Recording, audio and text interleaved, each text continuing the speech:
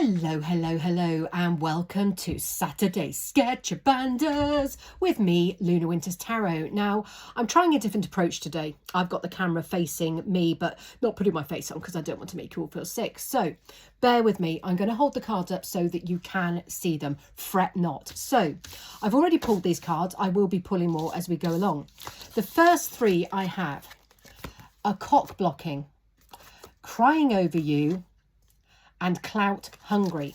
So what we have here is somebody, your Sketcherbander, your fallen divine counterpart, they are all up in their head about you. They are crying and they are realizing now that they fully allowed somebody to come in and cock block them from your union. But I'm also going to say clock, because I do feel that time is ticking. There is a finite amount of time that your fallen counterpart has to come back and atone, make amends. Because look at you, you are Queen Rising and they are looking you up. Now you can sit there and say, but I've got them blocked. And I say that all the time. I've got them blocked on everything. Well, you may well have, but people set up fake accounts. This person has got eyes on you 110%. Now, it's not in a creepy way.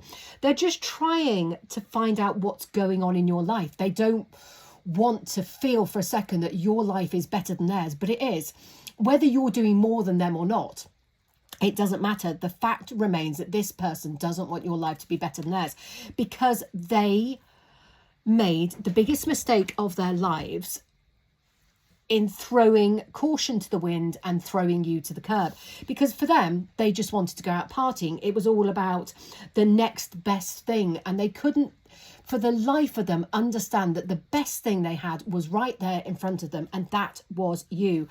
Now, I do feel they're going through a major karmic financial loss. I feel that they might be going through a repo of their car or their home, or they're certainly being forced to move somewhere else, but they're also facing financial losses. Now, this really is a karmic lesson for them in appreciating what you've got when you've got it and not chasing after fool's gold, because this is what they did. They allowed a third wheel, a karmic person, to enter into your union. Now, this was divinely destined to happen, because your divine counterpart, fallen or otherwise, they weren't yet at the level that you were. They weren't ascended at your level. And the problem was they weren't willing to, because they were still being inherently immature. They were leading from ego. They were leading from pride. They were playing games, and I think, you know, they were being very manipulative. And I do feel that a lot of this partying went on while they were still with you. It was just like, oh, well, I'm going out this weekend, so you can stay at home. Well, aren't I invited? Well, you know, there was always a reason why you couldn't go, and the reason why you couldn't go is because this third wheel was there. And I think intuitively you knew what was going on, and this person was coming home later and later each time and giving you a load of bullshit about, oh, well, you know, there was traffic on the motorway. What, 3 a.m? Yeah, okay, whatever, buttercup. You know, it was all bullshit. And what they should have done, the really sad thing is here with this energy, I feel if this person had been upfront and honest with you and said at the time, look, I'm struggling. I don't feel like I'm good enough to be with you. I don't feel I'm at your level, and I'm feeling insecure, and my insecurity is driving me to look backwards and to head backwards and go back to things that have made me feel secure, even though I know they're really bad for me. You would have been able to nip this in the bud and enable them to elevate, because right now they're really, really wishing they hadn't got tied up with these karmic friends, because they are so still into you 100%. Now, I'm hearing that song by Paramore, I'm Still Into You, and that's the song. I should be over all the butterflies, but I'm still into you. And that's how they feel every time you upload a picture on your social media or a new WhatsApp profile picture. They still get the butterflies. They still get that pit of their stomach reaction to you, because they are still so in love with you, and they regret this affair. And it was an affair. This is nefarious energy. This isn't a romantic love affair. This was land of make-believe, bullshit and lies. Two people who were both in loving, committed connections who, through greed and depravity, wanted more. So they both went after more. And where did it end up? It ended up in the gutter. It's ended up with both of them, with their reputation, their finances and their stability, all flushed down the toilet. For what? For a little bit of, slap and tickle. And you know what? Even that wasn't satisfying, because sometimes, well, not sometimes, every time you have experienced divine love, a divine union and divine union love making, you can never, ever experience that level of attraction or, I know that you 100% rock this boat. And what they thought they'd had previously with this third party, because they had been there before, they thought that was the biz. But when they went back there, once that initial moment of, oh, aren't we being naughty? That adrenaline fueled little, look at us doing things behind closed door thinking we're being clever. No, you really weren't. You were just being fucking disgusting and downright dirty. It really wasn't all that. And very, very quickly, your fallen divine counterpart lost any passion, desire or lustful feelings, because the guilt, the remorse and the regret was weighing so heavily on them that weight meant that the thing that should go up kept going back down. And because that happened, this karmic person was like, oh, right, okay, I'm only coming around for that reason. And if you can't perform at that level, then I'm not interested anymore. So this is where it fizzled out and it died very quickly. But also in this process, they got cocky, they got arrogant, they flashed it about, they were foolish because they were being boastful about, haha, look at us, look what we're getting away with. But they weren't counting in the fact that there were people around them who actually silently had your back and they were in your corner. They were in camp divine counterpart, whether they were saying the right words to these two people of, oh, yeah, you did the right thing. Absolutely, yeah. All of what they were doing was being fed back to the relevant people who needed to know, one of their partners, one of their husbands, wives, whoever it was, family members. And very quickly, like wildfire, their depravity, their affair was spread around. It was gossiped about. And very quickly it became a, whoa, what are you playing at? And the tower came down. So, this little moment, this little roll in the hay that felt very exciting, it went up in flames like a Roman torch. As quickly as it started, it ended. But it led to this, because moral bankruptcy leads to bankruptcy in every other area of your life. Now, I feel the one partner who potentially was married or in a very long-term relationship, they've been kicked out of their home and they are now facing sort of divorce or legal proceedings in relations to splitting up what's the word I'm looking for? Their belongings, their home, etc., etc. Don't know where my head went then. That's where that person's at. They're like, oh my God, I didn't think this would happen. They're mind blown. They're mind blown that their person had the balls to stand up to them and go, look, you've done this one too many times, off you pop. Your person, they were already in financial difficulty. And that's why they went to this third party, because they thought there was going to be money to be found there, but there wasn't. When you chase energy along the line of the 7 deadly sins, it's only going to end you up here. Morally bankrupt, financially bankrupt, without a home, You, on the other hand, are like this, yeah, whatever. I'm making hay while the sun shines, because you know what? My life's really good since you went. It may have been really difficult for a few months, but I picked myself up, I dusted myself off, and I just got on with the business of living life. And you were left with so much burden and weight of responsibility. And there were absolutely 100% dark days where you thought to yourself, I don't think I can get through this.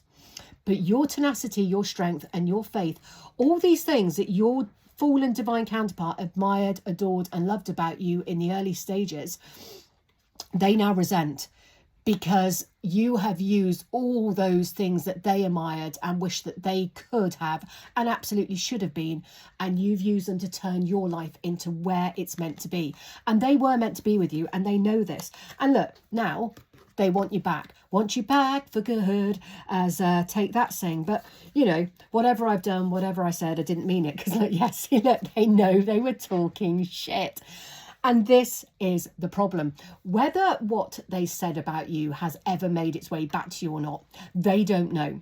Because there are ears in every corner. As we know, they've been gossiped about. Their affair was gossiped about, and that came to a very quick, bitter and sudden end, which is still being cleared up, I hasten to add. The rubble from that tower fell far and wide, and it didn't just affect 2 people.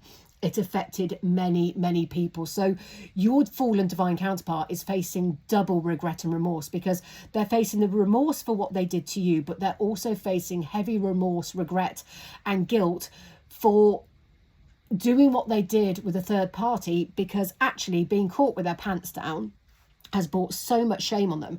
And your person, they love to have this reputation of being the good guy, you know, pillar of the community. Yeah, community support penis officer, never mind community support police officer.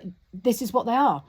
You know, they go around pretending that they're this really good person. Look at me, I help an old lady across the road whilst I've got my todger somewhere it shouldn't be. But hey, let's not look at that bit. Let's just focus on me helping the old lady across the road and me being that really good person. And people were bought into this. People were bought into this externally projected illusion that your person put out there about themselves, and they genuinely believed that he was a good guy. But he wasn't. He isn't. He's morally bankrupt, and now he is having to face the price for that. Yeah, look, so he's kissing ass because he's had an ego death, and it's just like bad reputation, bad rap.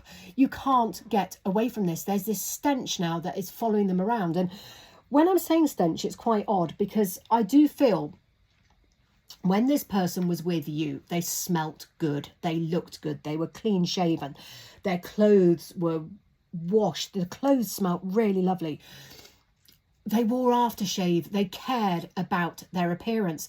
But now they're dirty, that, you know, they're frayed around the edges, and yeah, there is a stench about them. It's like they really need to go and wash their backside properly, because I just really feel they're letting their personal hygiene go. You know, as the weight of remorse and regret weighs heavy on them, it's putting them in a place of a dark, low mood. And with that comes lack of self-care. And I feel like their hair's greasy, they're unshaven. And yeah, they smell of depravity. They smell of a toxic lifestyle, cigarettes, alcohol, debauchery. And they're smelling this on themselves, and it's making them sick. But they're being made to smell this. That's what I'm being told by my guardian angel right now. They're saying, well, we're making them smell it because they've got to wake up and smell the coffee. And in order to wake up and smell the coffee, they have to smell the stench of the sewer that they have allowed themselves to dwell in. So yeah, your person now, they're actually feeling quite physically unwell because of who they've become, because it's not who they are. And yeah, look, they played scarcity tactics with you. They breadcrumbed you, and then when they dropped you like you're a fucking hot potato, they just pretended you'd never existed. They just walked away. They ghosted you. They never gave you closure. They never gave you an explanation. You were just sat there having to play a guessing game and blaming yourself of, well, it was something I didn't do. Absolutely not. What you did was offer unconditional, unwavering love to someone who actually in that moment never deserved it. Now, I'm not saying if they can't pick themselves up by the bootstraps and get themselves right, that they don't deserve this love again, because this is a divine union. This is a divinely destined love. To err is human, to forgive divine. And there's not one of us without sin who can cast the stone and say, oh, well, I've never done anything bad. We've all done bad things. But what happens when we do bad things is we have to have the opportunity to recognise we've done a shitty thing, atone for that shitty thing, seek forgiveness for that shitty thing, and then say to ourselves, I am never, ever going to make such a stupid fucking mistake again in my life.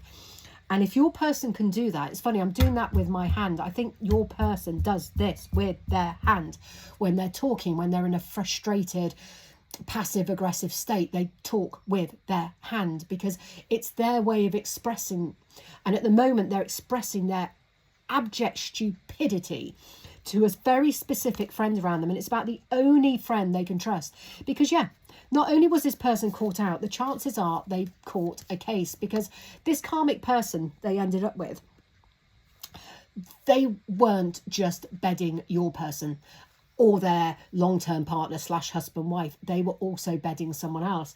And when you're dipping your wick in many, many things, or you're allowing wicks to be dipped in your wax, we all know that when you're being foolish and not doing those things in a sensible way, then 100% you risk infections. And this is what has happened. And that takes me back to that stench. And I'm sorry to be so base, but that's also one of those things. And there's a stench down there that is making your person physically sick, but also what they've got down there is now making them physically sick. I do feel it's been a trip to the doctors. I do feel it's a course of antibiotics, and I do feel those antibiotics are making your person feel equally unwell, because they don't like taking antibiotics, because actually I think they have some kind of mild allergy to what they're having to take, but they've got to take it because otherwise they're going to have to keep on smelling pretty disgusting. I've just gagged a little as I said that. This person really, really has had the karmic shit fan blow right in their face. If you had a fan going at high speed and you threw shit in it, it would blow in the direction that the fan was turning. That's what's happened to your person, and they know they deserve this. They know this is 100% justified, but they also know that you, frankly, don't give a shit. And this worries them probably more than anything else right now, because energetically, you have 100% cut them out of your space. You're gone. You don't care. They know you don't care. And this is really, really worrying them. GM's just come to confirm, haven't you, darling? Yes. So, look, this person, they want to come towards you, but they know they can't right now. They know that if they come back to you right now, one, they stink. They're infected. They're like a walking, they're just a walking biohazard right now. And, there's shame attached to that as well. And damn right there should be. I've got no sympathy for that whatsoever. There, by the grace of God, go all of us. But I have absolutely no sympathy for a grown-ass adult who puts themselves in that kind of situation and risks their own health and risks the health of others. It's fucking selfish, it's irresponsible, and it's disgusting. So on that matter, I have no sympathy. And this is it. They've got you 100% on the brain. And I do feel you might actually have red hair. I feel that red hair holds quite a bit of relevance here. Or you're very passionate, you're very fiery, and they miss that passion and fire. They actually miss you telling them off. They actually miss you keeping them in line. Those things they began to resent about you, they now crave so much. They really do. You are like an addiction to them, but a good kind of addiction. It's they know they need you to get through a day, and they should have appreciated that while they had it. And I'm just going to finish up here because GM's giving me the sign that she knows to go to the loo. See, you can hear her woofing. She's telling me off. Yeah, you're in this energy. You're like, you just aren't shit. You ain't shit. You're just nothing. What you did to me was reprehensible. What you did to me was abominable. It was horrible. It was horrific. It was dehumanizing. That's what they did. They dehumanized you. They displaced you. They just cast you out to the wolves. But what they didn't take into account is the fact that you are this Sigma female. You are all powerful. You are a divine feminine. You are a divine being. You are a chosen one. So, you don't walk in ego. You don't walk in pride. You live your life from a place of humility. And you treat others exactly as you wish to be treated. And if somebody treats you like shit and you decide to lash out in anger, then it is totally justified. And your person is fully aware of that. Don't think for a second that they didn't see your anger and read those words and think, I deserve that. And that's why they know that you don't think anything of them. And this is what keeps them awake right now, other than what's going on downstairs in their pants. The fact that they know you are never, ever going to see them in that same light again. The fact that they have completely sullied that image that you had of them when you had them on that pedestal. You adored them, you revered them, you saw them in their divine, energetic light, and you reflected your own back at them unconditionally and with absolute vulnerability. You took your heart and you handed it to them, and they just curled out a giant shit on top of it and walked away. They didn't even pick that shit up before they left, you know, and that's really irresponsible. We all know you should pick up after your dog. Sorry. So yeah, there we go. And they can't stop watching you. They're plastering a fake smile on their face, saying to everyone, yeah, I'm fine. They're screenshotting your photographs because they just cannot get enough of you right now. They went after money. They chased the bag. But when they got there, the bag was bare. And it's even more empty now. They're moving. They're being forced to move. The shit show they have created with the depravity that they have been in, you know, the lust, the affair, all of that, the shame. I think even their family are going, do you know what, just get away. You just need to go. Yeah. And it's weird. I'm just going to end up on this one. Divination abuser. I don't feel this is anything to do with magic or witchcraft. This is your person's energy. They knew that they were the magician. They knew that they were in a position of having it all in the palm of their hand with you. And what did they do? They abused it. They emotionally abused you. They abused your love. They abused your divinity. So that's why they're a divination abuser. And you can hear my voice has gone low. It's like, I don't want to speak those words because it angers me. And my throat is closing up. My throat chakra is closing because your person doesn't want me telling you this. They don't want me telling you that they knew exactly what they were doing. And that's why now their karma is so horrific. Anyway, have a wonderful weekend all. I'm going to end it there. And thank you for being with me. Don't forget, if you want to book a private reading, I am Luna Winters Tarot. You will find me on Instagram at Luna Winters Tarot, blue tick verified account. And to book a personal reading with me, that was GM knocking the card out my hand because she doesn't like divination abusers.